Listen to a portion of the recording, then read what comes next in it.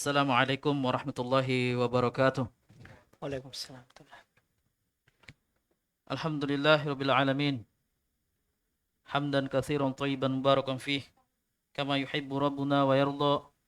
Asyhadu an la ilaha illallah wahdahu la syarika lah wa asyhadu anna Muhammadan abduhu wa rasuluh.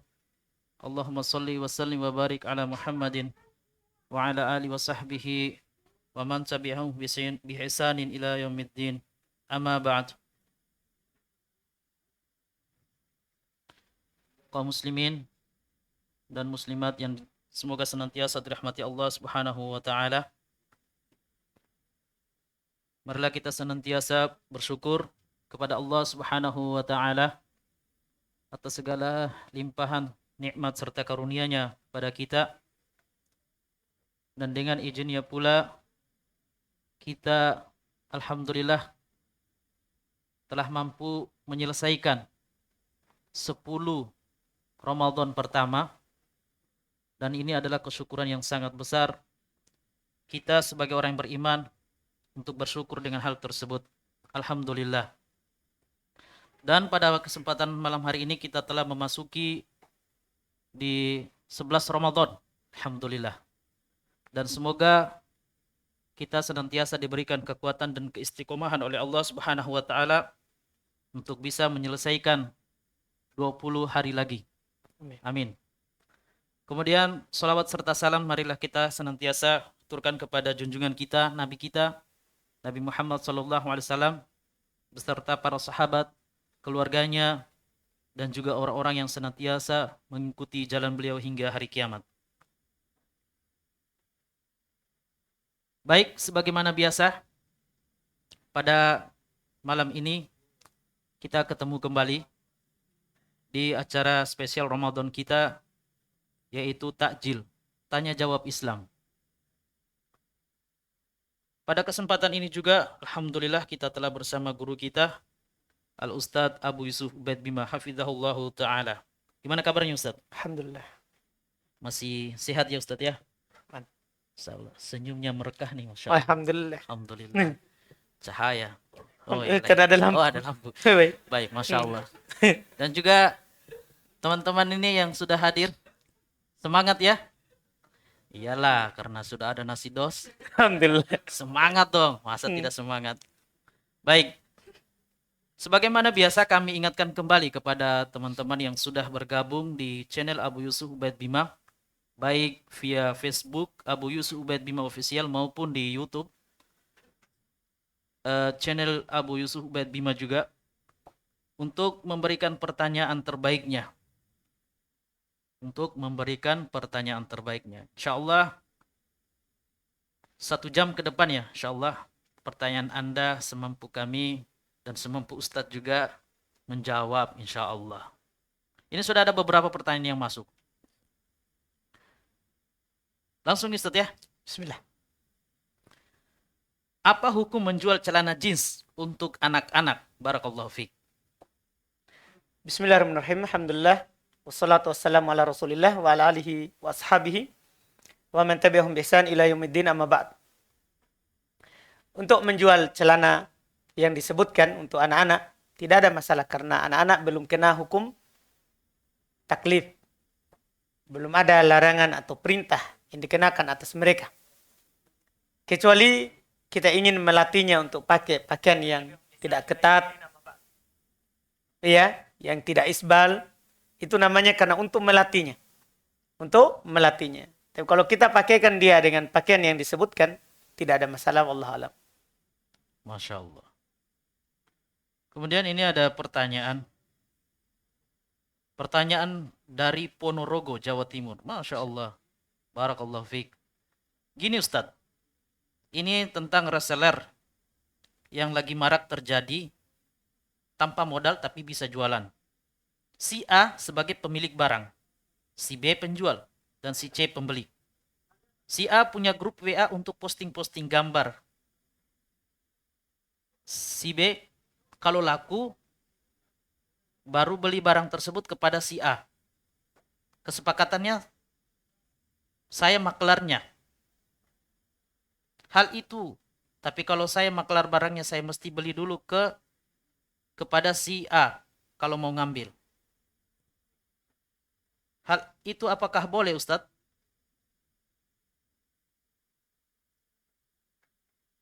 Sudah? Selesai? Iya. Kemudian di sini ada pertanyaan kedua, apa syarat menjadi wakil dalam jual beli ini maksudnya, Ustaz? Baik. Terkait dengan apa yang disebutkan, sebenarnya ada hal yang boleh tapi ada yang seharusnya tidak seperti itu akadnya. Itu kita jelaskan, namanya dalam menjual beli itu boleh diwakilkan kepada orang lain. Boleh diwakilkan kepada orang lain, yaitu si A punya barang, toko. Dia wakilkan kepada si B untuk mengiklankan dan menjualkan barangnya kepada si C. Kepada si C. Boleh seperti itu. Namanya jual beli dengan perantara apa? Wakil. Dibolehkan. Dibolehkan. Dan tidak harus dia miliki dulu. Karena dia cuma wakil, perantara. Dari si A. Dari si A. Cuma ada syarat dan ketentuannya. Ini terkait dengan pertanyaan kedua. Syaratnya, yaitu dia tidak boleh bertasarruf, berbuat apapun pada barang itu dalam masalah menaikkan harga atau menurunkan harga, kecuali atas izin dari si A. Kan dia hanya wakil, tidak punya kuasa untuk menaikkan atau menurunkan harganya. Kan dia bukan pemilik barang. Yang memiliki barang adalah si A. Itu syarat dan ketentuannya. Itu syarat dan ketentuannya. Cuman dalam yang disebutkan ini, ada masalah. Ketika dibahasakan, ketika ada yang pesan, maka dia harus membeli dulu ke si A, baru dia jual lagi ke si C. Ini kan membatalkan akad wakil. Akad wakil itu tidak seperti itu. Kalau harus beli dulu nanti baru dia jual, berarti dia penjual, bukan wakil dari penjual.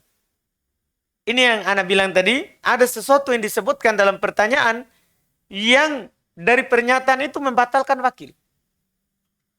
Ya namanya wakil, tidak perlu dia beli dulu.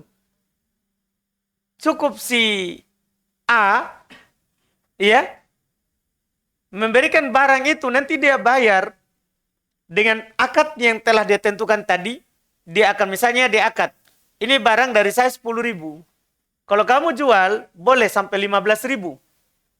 Jadi dia tawarkan ke orang 15.000. Akhirnya datang si C beli ke sini. Tidak harus dia beli lagi dulu di sana oleh si B. Cukup dia katakan ini ada si pembeli. Dia kasih barangnya, nanti dia kasih uang oleh si pembeli, baru dia bayar 10.000. Dia ambil berapa? 5.000. Adapun kalau harus dia beli dulu, nah ketika ada yang memesan, ini membatalkan wakil. Wakil tidak seperti itu gambarannya. Kalau seperti itu nanti bisa jadi jual beli putus. Ini menjadi penjual si B-nya. Menjadi penjual si B-nya. Kalau persyaratnya seperti itu. Itu wallahu alam. Wallahu alam. Masya Allah. Kemudian Ustaz, ketika sholat berjamaah, kita sebagai makmum, apakah bergerak setelah imam selesai mengatakan Allahu Akbar atau ketika imam mulai bergerak? Mungkin maksud takbir perpindahan ya Ustaz. Ketika kita mengikuti imam ya. Ya. Yang jelas dalam hadits Nabi SAW, inna maju ilal imam liutamma bih. Ini yang harus kita perhatikan. Supaya kita nanti tahu kita bergerak dulu, atau takbir dulu, atau bagaimana. Kata Nabi SAW, inna maju ilal imam liutamma bih.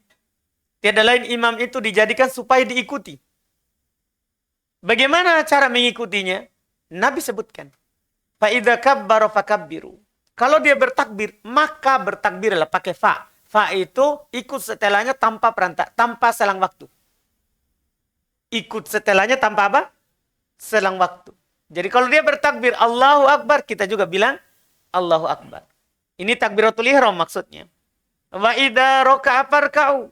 Apabila dia ruku, maka rukulah. Jadi bukan dari takbirnya. Juga dilihat. Tapi karena takbiratul intiqal setelah takbiratul ihram itu hukumnya sunnah. Hukumnya apa? Sunnah. Yang diatur rukunya. Karena ruku itu adalah rukun solat. Jadi idza raka'a farka'u. Apabila dia ruku, maka rukulah. Jadi kalau dia sudah bergerak, baru bergerak. Tidak boleh kalau dia sudah bertakbir tapi belum ruku, tidak boleh kita bergerak. Karena bukan takbirnya. Beda kalau takbiratul ihram. Bedakan itu. Tidak kita umumkan. Ini takbiratul intiqal, takbir perpindahan. Yang dilihat bukan takbirnya. Tapi apanya? Bergeraknya. Karena kalau kita bergerak, dia sudah takbir sementara dia belum ruku, kita akan mendahului imam. Itu diingatkan dalam hadis lain riwayat Bukhari Muslim. Ia diancam oleh orang yang ruku sebelum imam ruku. Bangkit ruku sebelum imam bangkit. Itu diancam dalam hadis. Bahwa dia dikhawatirkan akan diubah kepalanya menjadi kepala apa? Himar. Kepala Kedelai. keledai. Oh, Keledai. keledai. Iya. Iya, kepala keledai. Itu ancaman namanya. Kita tidak boleh. Jadi perhatikan. Wa idza raka'a farka'u. Apabila dia ruku, rukulah. Tanpa selang waktu. Wa idza rafa'a ra'sahu minar ruku' farfa'u. Apabila dia mengangkat kepalanya dari ruku, maka angkatlah. Wa idza sajada fasjudu. Apabila dia sujud, maka sujudlah. Sampai akhir hadis. Jadi pakai huruf apa? Fa. Jadi yang takbirnya itu, kapan Nabi suruh ikut takbir yang mana? Yang takbirat al-ihram. Itu saja. Fa'idha kabbaro fakabbiru. Yang di awal. Apabila dia bertakbir, maka apa? Bertakbirlah. Adapun setelahnya, lihat gerakannya. Lihat gerakannya. Itu wallahu alam. Karena memang ada Ustadz di sebagian masjid yang kita temui, yang kami temui.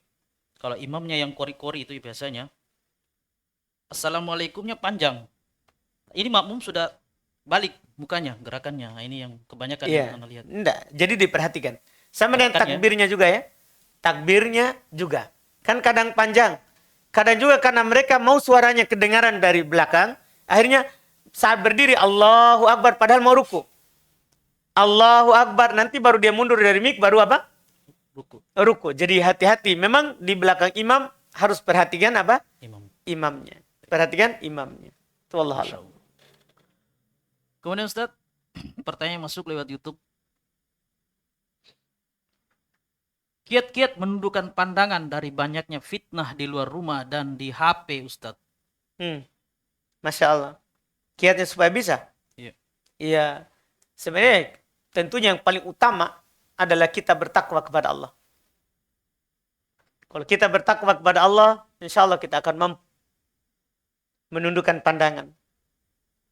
Kemudian yang kedua, kita bersabar dalam meninggalkan dosa itu. Karena memandang yang bukan mahram, dosa. Maka kita harus bersabar dalam meninggalkannya. Dan kalau kita berusaha untuk bersabar, maka Allah akan membuat kita bersabar. Kata Nabi SAW dalam hadits Abu Hurairah, "Wa may yatasabbar yusabbirhullah." Siapa yang berusaha untuk bersabar, maka Allah Subhanahu wa taala akan membuatnya bersabar. Jadi, bertakwa kepada Allah. Kemudian yang kedua bersabar untuk meninggalkan memandang hal yang tidak boleh dipandang. Hal yang tidak boleh dipandang. Itu yang kedua. Kemudian yang ketiga, kalau memang hal tersebut selalu muncul dari kita, maka kalau kita belum menikah, menikahlah. Karena menikah itu akan menundukkan pandangan seorang. Iya. Karena pandangan itu kita akan memandang terus karena ada syahwat. Iya. Maka menikah supaya hilang itu syahwat. Memandang yang lain kecuali istri kita. Kalau tidak mampu menikah, berpuasa. Karena yang disebut oleh Nabi SAW itu akan menundukkan juga apa? Pandangan. Kita berpuasa. Itu yang bisa dilakukan. Itu semua yang disebutkan dalam hadis Nabi SAW. Kemudian yang terakhir, setelah semua itu, kita memohon pertolongan kepada Allah. Supaya dihindarkan dari pandangan-pandangan yang seperti yang kita sebutkan. Kita memohon pertolongan kepada Allah. Karena tidak ada yang tidak mampu dilakukan oleh Allah. Kalau kita memintanya kepada Allah Subhanahu wa ta'ala.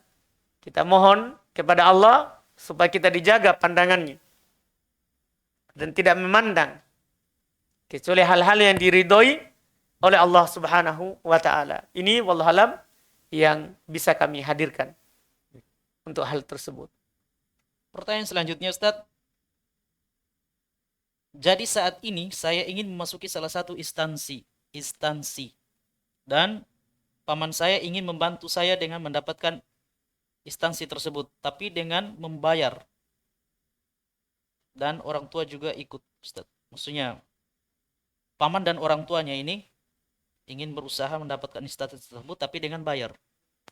Tidak boleh, bayar itu kan sogok berarti kan. Iya, kalau kita masuk di situ dan harus menyogok, maka tidak boleh kita jalankan. Tidak boleh kita masuk. Tidak boleh memasukkan diri kita dalam dosa dan maksiat. Iya, kita cari pekerjaan lain yang kalau kita masuk bekerja di situ tidak ada sogok menyogok. Misalnya sogok menyogok ini adalah perkara yang merupakan dosa besar dalam syariat kita. Perkara yang merupakan dosa besar dalam syariat Islam. Tidak boleh kita lakukan. Dan jangan takut nanti tidak ada pekerjaan yang cocok untuk kita kalau tidak menyogok. Kan sebagian orang kadang, kalau begitu tidak bisa saya dapat kerjaan. Tidak. Pasti kita dapat kerjaan. Pertama Nabi SAW bersabda, "Man taraka syai'an lillah, awwadahullahu khairun minha." Siapa yang meninggalkan sesuatu karena Allah, kita tinggalkan ini pekerjaan karena ada sogok menyogoknya baru kita akan dapat, maka Allah akan mengganti untuk kita yang lebih baik daripada pekerjaan itu. Yang pertama. Yang kedua, kalau kita meninggalkan itu karena takut dari siksaan Allah, karena ada ketakwaan dalam hati, maka yakinlah pasti ada jalan keluar untuk kita dalam setiap masalah kita. Allah Subhanahu wa taala berfirman, "Wa may yattaqillaha yaj'al lahu min amrihi yusra." Siapa yang bertakwa kepada Allah Subhanahu wa taala, maka Allah Subhanahu wa taala akan menjadikan dari setiap urusannya itu mudah. Demikian pula di ayat sebelumnya, "Wa may yattaqillaha yaj'al lahu makhraja." Siapa yang bertakwa kepada Allah, Allah Subhanahu wa taala akan menjadikan untuknya jalan keluar. Kita akan mendapatkan pekerjaan pasti. Ya, seperti itu. Tapi butuh bersabar. Butuh bersabar. Iya, tentunya. Karena pasti banyak syahwat. Ketika diajak seperti itu pasti banyak syahwat. Nanti kalau kamu masuk situ akan begini, akan begini. Banyak syahwat. Kau harus bersabar dalam meninggalkannya. Itu wallahualam. Insyaallah. Ini saya teringat nasihat Ustadz saya. Dia bilang, sebab antum belajar itu adalah sebab dimudahkan rezeki. Betul. Dan dari situ, ya alhamdulillah betul dimudahkan rezeki. Jadi tidak usah takut ya masalah rezeki Ustadz ya. Tidak usah takut. Insyaallah. Iya. Kita tidak mati kalau rezeki kita masih ada. Kan begitu. Orang kafir saja hidup, minum, makan. Apalagi kalau orang beriman. Iya. Tidak usah kita takutkan sesuatu yang sudah ditulis untuk kita sebelum kita lahir di dunia ini. Iya, masalah pekerjaan itu sudah diatur oleh Allah Subhanahu wa taala. Tidak boleh kita gara-gara mau kerja melakukan hal yang diharamkan oleh Allah Subhanahu wa taala. Itu wallahualam. Barakallahu fiik, Ustaz. Kemudian Ustaz, apakah saya berdosa Ustaz jika membelikan jilbab yang segi 4? Maksudnya jilbab yang tidak syar'i untuk adik saya dikarenakan dia baru belajar memakai jilbab dan belum ingin memakai jilbab yang lebar. Mohon nasihatnya Ustaz. Baik, tidak berdosa, pelan-pelan. Tidak berdosa. Kalau niat kita adalah itu untuk mendidiknya. Untuk mendidiknya. Kita tidak berdosa. Iya. Lakukan dengan cara apa? Bertahap. Kalau tidak bisa langsung yang besar, tidak apa-apa. Yang kecil dulu. Kalau dia sudah cinta itu yang kecil, nanti dilanjutkan lagi dengan yang lebih besar lagi. Sampai nanti dia menutup seluruh auratnya. Itu lebih baik dan lebih halus untuknya karena perempuan itu sebagaimana yang dikatakan oleh Nabi SAW, kulikna min dilain. Itu diciptakan dari tulang rusuk. Iya, kalau kita langsung pergi dan tulang rusuk tentunya yang paling bengkoknya kata Nabi yang paling atasnya. Kalau antum pergi untuk langsung meluruskannya maka dia akan patah. Tapi harus dilakukan istausu bin nisa'i khaira. Nasihati dia dengan baik. Kata Nabi SAW, rifkon bil qawarir. Lemah lembut dengan gelas kaca. Artinya perempuan mau dilembutkan. Kalau itu yang bisa kita lakukan untuk saat ini, lakukan. Daripada tidak sama sekali pakai jilbab, kan masih lebih baik. Masih lebih baik. Itu wallahualam. Kemudian Ustaz, apa hukum menggabungkan niat sholat sunnah ba'diyah isya dengan sholat tarawih Ustaz? Boleh kalau 2 rakaat di awal ya. Iya, boleh. Karena kalau sama-sama sunnah, itu boleh digabungkan. Boleh digabungkan. Niat saja. Karena boleh 2 niat, boleh 3 niat di dalam satu kali perbuatan. Yang penting sama perbuatan itu. Berdalil dengan hadis umum. Nabi SAW bersabda, hadis Bukhari Muslim dari Umar bin Khattab, innamal amalu bin niat, wa innamal likulli imri'in ma nawa. Sungguh amalan itu tergantung pada niatnya, dan setiap orang akan mendapatkan apa yang ia niatkan. Itu wallahualam. Baik. Menghirup asap dapat membatalkan puasa. Bagaimana dengan asap penjual ikan bakar, ayam bakar, atau penjual sate yang kalau sore hari menjelang berbuka banyak kita lihat di jalan-jalan dan asapnya itu terhirup? Ya. Asap apa tadi yang kita bilang membatalkan puasa? Memang ada Ustaz, Asap rokok. asap yang batal puasa. Asap rokok. Oh iya. Iya, makanya asap apa yang kita sebut? Kalau asap rokok, itu membatalkan puasa. Di samping dia dosa. Dan merokok itu adalah haram. Disepakati keharumannya. Merokok. Iya, karena banyak sisi kenapa diharamkan. Pertama, rokok membunuhmu. Ditulis di bungkus rokok. Produk yang paling jujur ya Ustaz. Iya. Ditulis kan? Rokok membunuhmu. Seorang tidak boleh membunuh diri. Iya. Seorang tidak boleh membunuh diri. Wala taqtulu anfusakum. Jangan kalian membunuh diri-diri kalian. Rokok membunuhmu. Dilarang oleh Allah. Berarti dia dosa. Rokok membinasakan. Iya kan? Banyak orang mati. Hancur badannya karena rokok. Allah berfirman, wala tulku biaidikum ila tahluka. Jangan kalian masukkan diri kalian kepada hal yang membinasakan. Rokok membuang-buang harta. Betul enggak? Bakar, hancur di situ. Buang-buang harta. Dan itu dibenci dalam syariat, diharamkan. Diharamkan dalam syariat. Ketika Nabi SAW menyebutkan hal yang diharamkan, diantaranya adalah idha'atul mal. Membuang-buang harta. Nanti di hari kiamat kita akan ditanya, di mana kamu belanjakan hartamu? Masa kita jawab, di rokok. Apa kita tidak malu di hadapan Allah? Iya, saya buang di rokok. Iya. Makanya rokok itu haram. Iya. Dan merokok itu membatalkan puasa. Karena dia semakna dengan makan dan minum.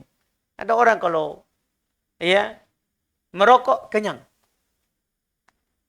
Makanya dibilang surbud dukhon. Bahasa Arab. Iya, minum rokok.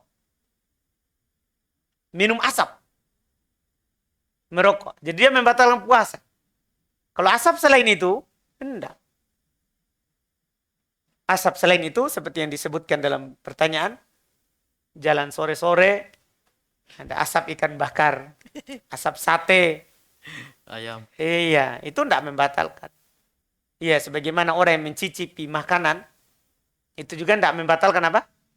Puasanya. Sama dengan ini. Iya, sama dengan yang disebutkan. Wallahualam.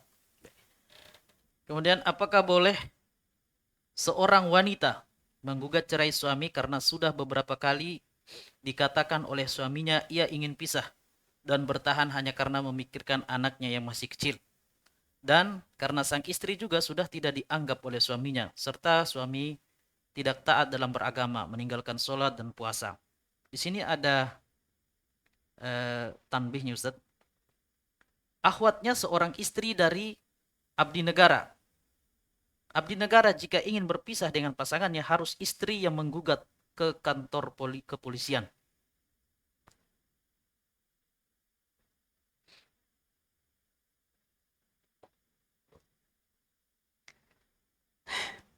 Berat ya. Ya sebenarnya kalau kejadian maksudnya yang seperti yang ditanyakan, dia bersabar itu lebih baik.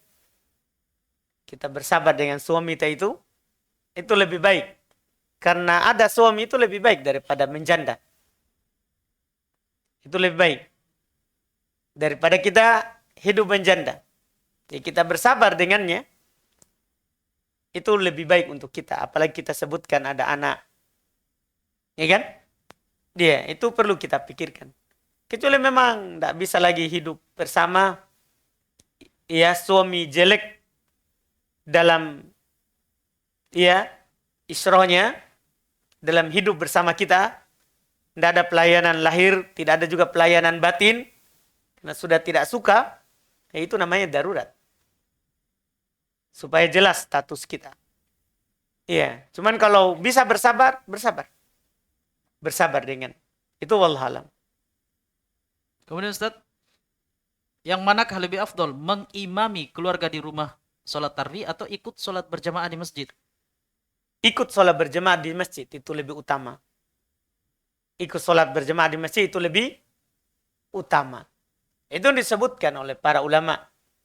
Sholat tarawih itu seperti disebutkan oleh Syekh Ibnu Utsaimin rahimahullah ta'ala ketika beliau mensyarah dalam Syarah Al-Mumti, Syarah Zadul Mustaqni, belum menjelaskan perkataan penulis bahwa sholat tarawih itu ditegakkan berjamaah di masjid setelah Isya. Dan witir bersama imam. Beliau katakan itu yang dilakukan oleh Nabi SAW. Itu yang dilakukan oleh Nabi SAW. Bahkan waktu itu sahabat ada yang berkata dari orang Ansor, seandainya sholat terus sampai akhir malam. Nabi jelaskan, itu witir bersama. Siapa yang witir bersama imam, sholat malam, sholat tarawih bersama imam sampai witir sampai selesai, ditulis untuknya 1 malam penuh. Ditulis untuknya 1 malam penuh. Jadi kalau kita masjid, itu pahala yang kita sebutkan. Itu yang disebutkan. Lebih utama sholat di masjid berjemaah bersama kaum muslimin daripada apa? Di rumah. Wallahualam. Dalam berdoa ketika kerja atau naik kendaraan, apakah harus mengangkat tangan? Dan apakah kita membaca sholawat dan memuji Allah baru meminta apa yang kita inginkan? Iya. Boleh langsung meminta. Boleh. Cuman kalau kita besarkan dan agungkan Allah, sebut dulu nama Allah sebelum kita minta apa yang kita minta. Kalau kita minta rahmat, sebut dulu ya Rahman, ya Rahim. Kalau minta rezeki, ya Razak. Kalau minta ilmu, ya Alim. Ya, kalau kita minta lagi dari permintaan kita memuji Allah, menyebut nama-nama Allah, itu namanya bertawassul dengan nama Allah. Itu lebih baik dan diharapkan memang dikabulkannya. Iya. Dan itu yang diperintahkan oleh Allah dalam Al-Qur'an. Walillahil asmaul husna fad'uhu biha. Allah Subhanahu wa taala memiliki nama-nama yang baik, maka berdoalah dengan menggunakan nama-nama itu. Berdoalah dalam menggunakan nama-nama itu. Jadi kita menyebut nama Allah sebelumnya, itu Masya Allah. Di antara sebab dikabulkannya doa. Kemudian masalah mengangkat tangan. Mengangkat tangan itu adalah sunnah lain dari berdoa. Di antara juga sebab dikabulkannya apa? Doa. Kalau kita mengangkat, alhamdulillah. Kalau tidak diangkat juga tidak ada masalah. Tidak ada masalah.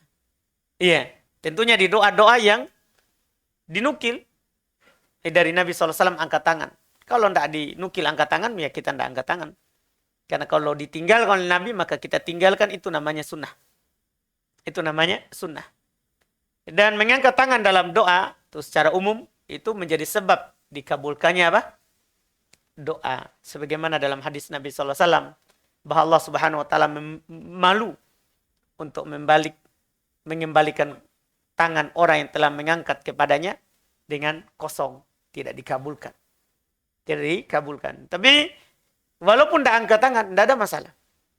Karena ketika seorang berdoa, itu akan dikabulkan oleh Allah. Bentuk pengabulannya, apakah angkat tangan atau tidak. Yang penting ketika dia berdoa, akan dikabulkan oleh Allah. Karena dalam Al-Quran cuma diperintahkan untuk berdoa. Wa qala rabbukum ud'uni astajib lakum. Rob kalian berkata, berdoalah kepadaku, saya akan mengabulkan. Bentuk pengabulannya disebut oleh Nabi SAW, ya salah satu dari 3. Bisa langsung dikasih apa yang dia minta. Bisa juga dikasih yang lebih baik daripada yang dia minta. Bisa juga tidak dikasih apa yang dia minta di dunia ini. Dan tidak juga dikasih yang lebih baik darinya, tapi disimpan untuknya nanti di akhirat. Iya, nanti di akhirat. Itu wallahualam. Kemudian Ustadz,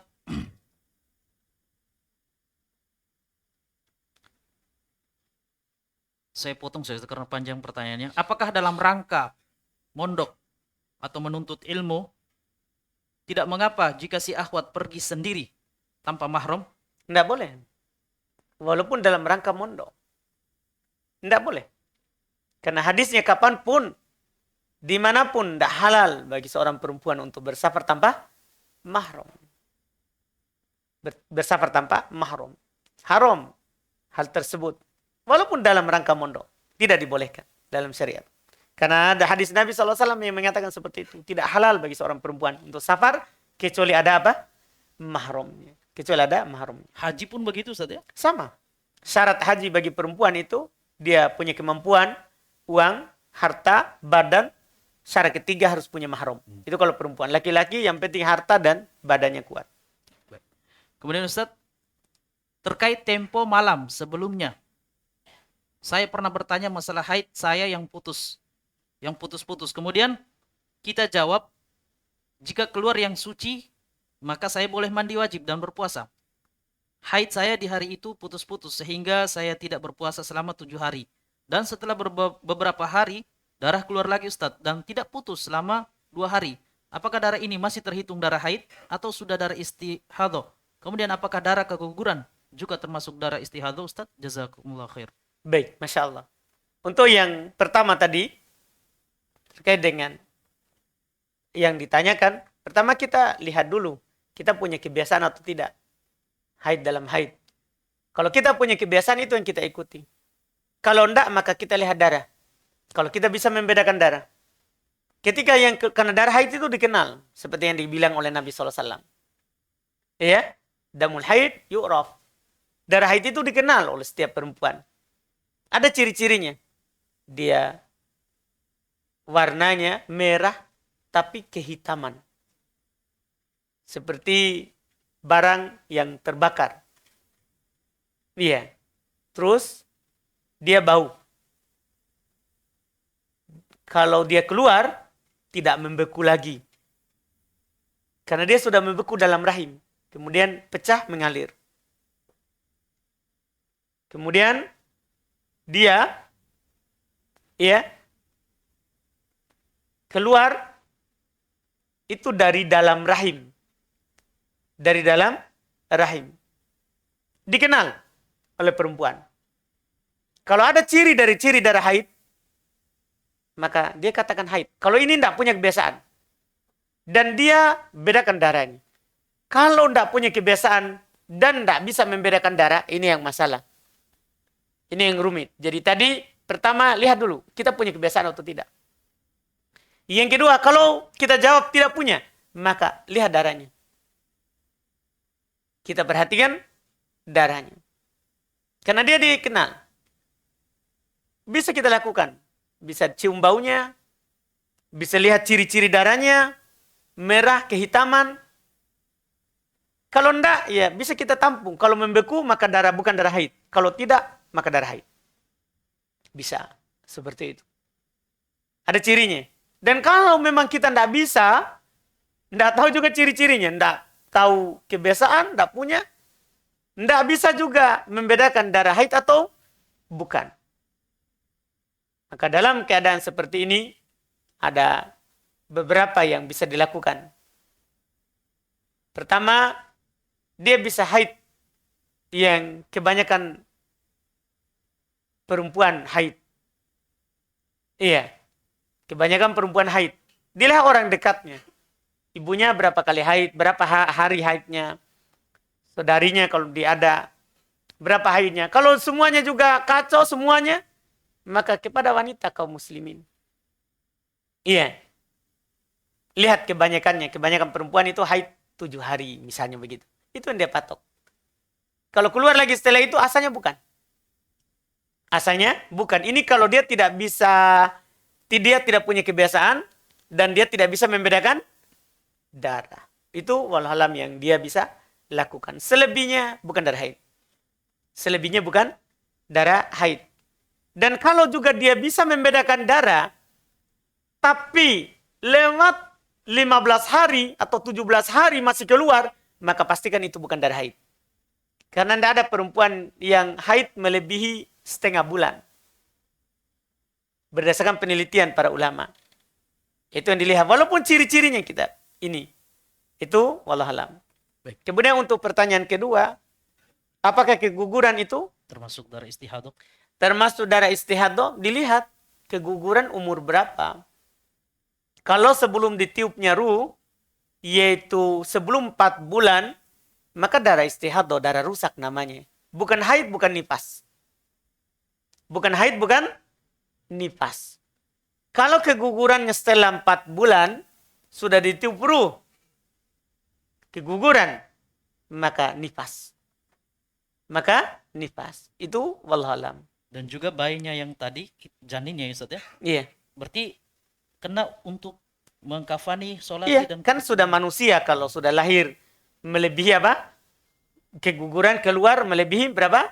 4 bulan. Karena sudah manusia kalau ditiup ruh. Sudah manusia ditiup kalau ditiup ruh. Baik. Barakallahu fiik Ustaz. Ini waktu kita sudah menunjukkan hampir jam 11 ya.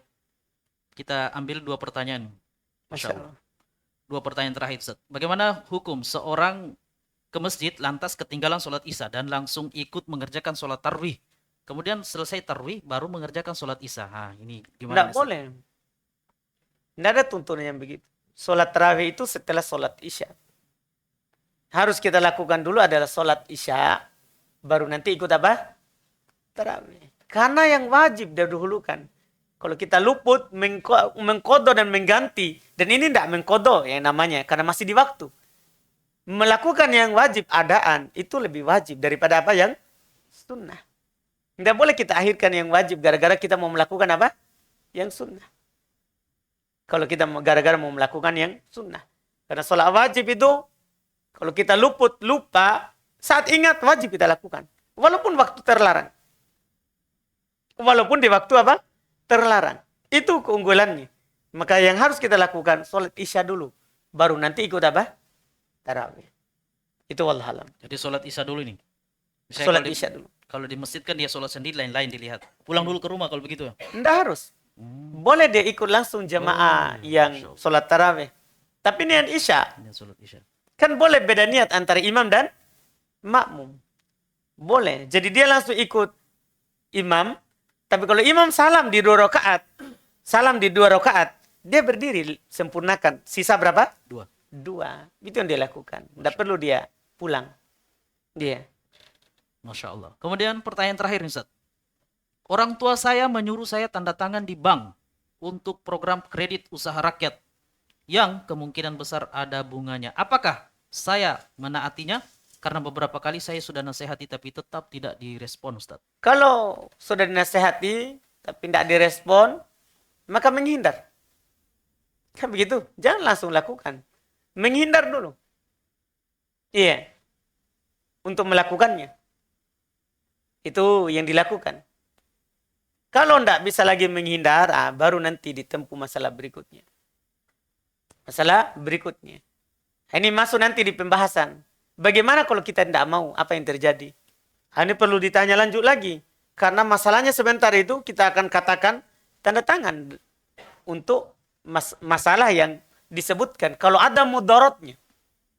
Kalau ada apanya? Mudorotnya. Jadi nanti dilihat, perlu dilihat. Misalnya nanti dia sudah nasihat tidak diterima. Dia menghindar, tidak bisa juga. Apa harus dilakukan? Dilihat lagi keadaannya. Kalau kita tidak lakukan, apa yang terjadi? Itu yang perlu ditahu. Kalau kita sebutkan yang terjadi, baru kita bisa katakan apa yang harus dilakukan. Kalau tidak, tidak berani. Karena kita ini kan perkara tidak boleh. Tidak boleh kita bermudahan untuk mengatakan, silakan lakukan. Tidak bisa. Kan ini masalahnya, hukum dasarnya apa? Tidak boleh bertawun di atas dosa dan maksiat. Karena dilarang dalam Al-Quran. Wala ta'awanu alal ismi wal udwan. Jangan kalian saling tolong-menolong di atas dosa dan maksiat. Dan kalau dia menghindar, tidak mau melakukan hal itu, sebenarnya tidak dosa. Tidak durhaka kepada orang tua. Tidak dianggap durhaka kepada orang tua. Itu wallahualam. Jadi untuk penanya, bolehlah lihat dulu keadaannya. Kalau misalnya tidak ikut menandatangani, dihapus dari kartu keluarga, misalkan. Iya, ini Ya, masalah besar. Ya. Pokoknya nanti besok lah bertanya lagi insya Allah. Lihat keadaannya bagaimana. Baik. Iya. Alhamdulillah. Coba-coba Rong. Ya, iya, betul. Yang penting menghindar dulu Ustaz ya. Harus. Tidak boleh kita langsung pasrah. Betul. Tidak boleh langsung pasrah. Masya Allah. Barakallahu fiik. Ya, terjawab tadi pertanyaan terakhir, maka berakhir pula acara takjil kita pada malam hari ini. Semoga apa yang disampaikan oleh guru kita, Ustadz kita, bisa bermanfaat bagi diri kami sendiri dan juga kaum muslimin dan muslimat yang sudah menyaksikan takjil pada malam hari ini. Dan juga kami ingatkan kembali kepada teman-teman sekalian, baik yang sudah hadir secara langsung maupun yang sudah bergabung secara online di Abu Yusuf Ubaid Bima ini, di channel Abu Yusuf Ubaid Bima untuk membagikan link ini kepada keluarga kita, kerabat kita, sehingga kebaikan ini tidak terputus hanya di kita saja. Dan juga kepada teman-teman sekalian yang sudah ikut memberikan pertanyaan dan belum sempat dijawab pada malam hari ini, kami mohon maaf sebesar-besarnya karena keterbatasan waktu kita. Kemudian juga kepada Ustadz, jazakallah khairan Ustadz atas jawaban dan faedah yang Masya Allah sangat bermanfaat. Dan juga kepada teman-teman yang bertugas kami ucap jazakumullah khairan. Kepada manajemen Musolah Hafayu kami ucapkan jazakumullah khairan. Semoga Allah SWT senantiasa membalas kebaikan kita dan mengumpulkan kita di surganya. Amin. Subhanakallah wa bihamdik asyhadu an la ilaha illa anta astaghfiruka wa atubu ilaik. Wassalamualaikum warahmatullahi wabarakatuh.